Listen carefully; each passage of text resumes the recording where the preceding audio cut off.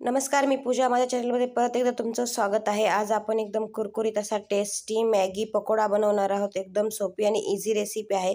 चला तर वेळ न घालवता रेसिपीला सुरुवात करूया. बघा, इथं मी एक मॅगीचं पॅकेट बनवून घेतलेलं आहे. त्याच्यामध्ये एक कांदा ॲड करायचा आहे, 2 ते 3 टेबलस्पून आपल्याला पत्ताकोबी ॲड करायचा आहे, थोडीशी कोथिंबीर ॲड करायची आहे. त्यानंतर चवीनुसार मीठ ॲड करायचं आहे.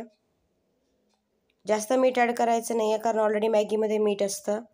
त्यानंतर याच्यामध्ये आपल्याला धनिया पावडर ॲड करायची आहे. त्यानंतर थोडंसं लाल तिखट ॲड करते आहे मी.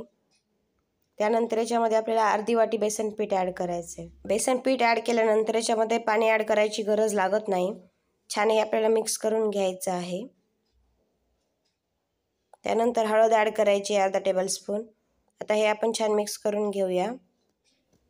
सगळं साहित्य आपल्याला इथं एकजीव करून घ्यायचं आहे.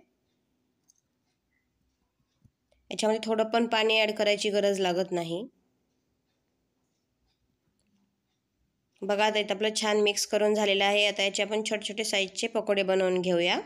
पकोडे बनवून घेईपर्यंत मी गॅसवर तेल गरम करायला ठेवलं होतं. बघा, आता इथं आपलं तेल छान गरम झालेलं आहे, तुम्ही पाहू शकतात. त्यानंतर आपल्या याच्यामध्ये एक एक पकोडे बनवून सोडवायचे आहेत. बघा, मस्त असे आपल्याला हे कुरकुरीत ब्राऊन कलर होईपर्यंत फ्राय करून घ्यायचे आहेत. आणि आपल्याला हे पकोडे तेलामध्ये सोडल्या मिक्स म्हणजे पलटून नाही घ्यायचे आहेत, थोड्या वेळाने पलटायचे आहेत, कारण ते खालच्या साईडला चिटकून बसतात. पूर्ण पकोडे फ्राय व्हायला आपल्याला 5 ते 6 मिनटं लागतात. आता हे पूर्ण गोल्डन ब्राऊन कलर होईपर्यंत आपण हे फ्राय करून घेऊया. तुम्ही पाहू शकतात. बघा,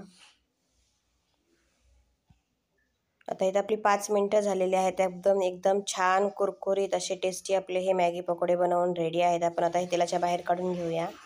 आणि हे सॉससोबत एकदम छान आणि टेस्टी लागतात. नक्की ट्राय करून बघा.